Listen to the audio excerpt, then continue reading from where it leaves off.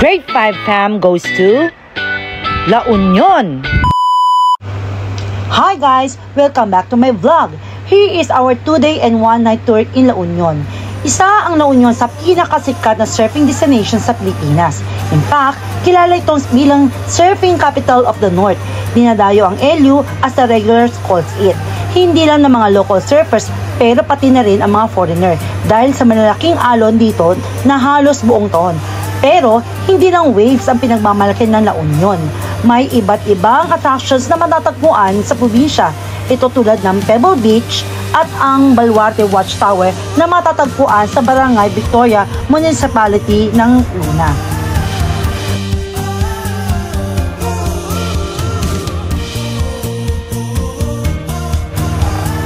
Pebble Beach. Tinawag na Pebble Beach ito kasi imbis na buhangin ang makikita mo sa tabing dagat ay maliliit na bato na may iba't ibang hugis at kulay. Ang ganda niyang pagmasdan guys dahil banayad ang hampas ng alon. Ang Baluarte Watchtower, ito ay 400-year-old watchtower na nakaharap sa West Philippine Sea na ginawa noong Spanish period. Ito ay gawa sa coral stone. Sa ngayon, isa sa mga pinaka-visited attraction sa Luna. Ang Namakpakan Church, kilala din siya sa Santa Catalina de Alandria Church. Located ito sa Luna, formerly Namakpakan sa La Union. Ang salitang Namakpakan, ibig sabihin ay the lady who feeds. Hindi na lalayo sa bahay na bato ay ang Bato de Luna, kung saan marami pang pebble installations at artworks ang makikita ninyo. You can miss it dahil sasalubungin ka ng higanteng statue ng turtle na gawa sa pebbles na most prominent structure ng lugar. Sa loob nito ay mga textured colorful walls na puno ng artwork, interactive optical illusion, floor painting at painted ceiling. Binibigyan ng spotlight sa Bato de Luna ang mga obra ng South Korean stone artist at sculptor na si Mr. Bong Kim.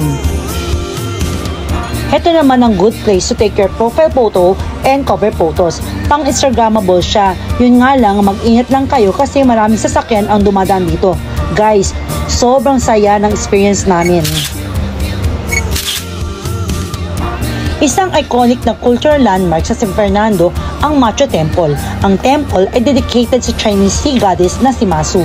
Itinayo ito noong 1977 at sinasabing ito ang unang Taoist temple sa Pilipinas.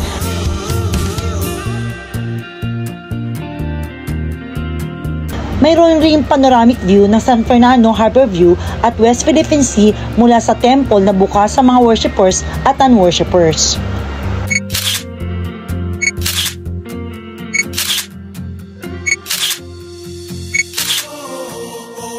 Ito naman ang aming accommodation. After namin kumain at magpahinga, nagpunta na kami sa malapit na beach. Ito ay 2 to 5 minute walk mula sa aming accommodation.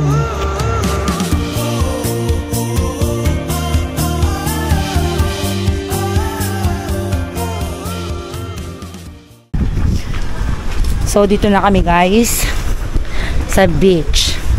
Ayan. Okay, maraming bato.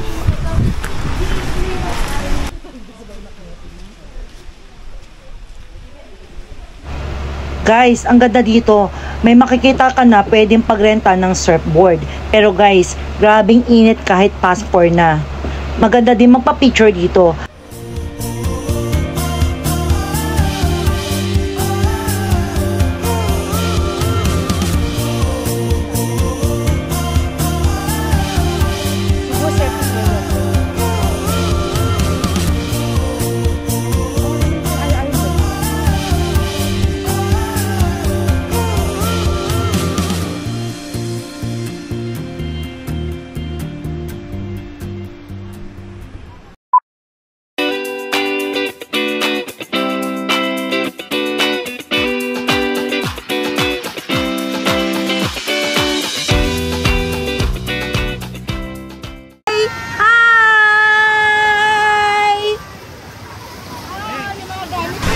Sunset at La Union.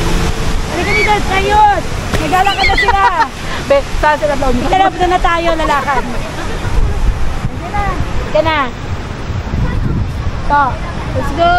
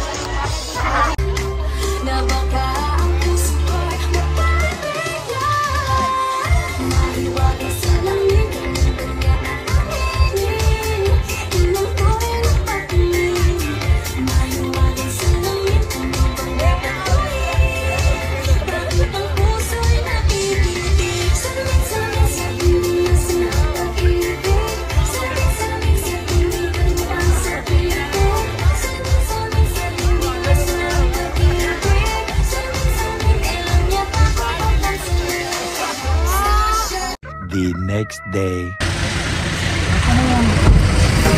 Hi guys, dito kami ngayon magla-lunch sa may Kamasan. Here.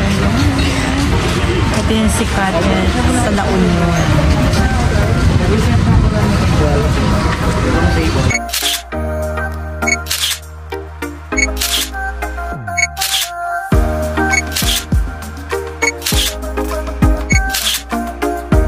Ang grape picking, underrated ang activity nito dahil mas nakukuha ng beaches at waves sa mga kalapit na bayan ang atensyon ng mga turista. Seasonal ang grapes kay mahalaga ang timing kung gusto mong ma-experience ang activity dito. Pero guys, sobrang saya namin dito kasi nakakatuwa guys. Hi Kenay! Baby! Hi baby! Ang cute! Ayan pala ang aming tour guide. Thank you, Lito Dado, for taking care of me at pagkuha ng magagandang pic. Highly recommended siya, guys. Ito ang kanyang FB page. Hindi kayo magsisisi. Promise.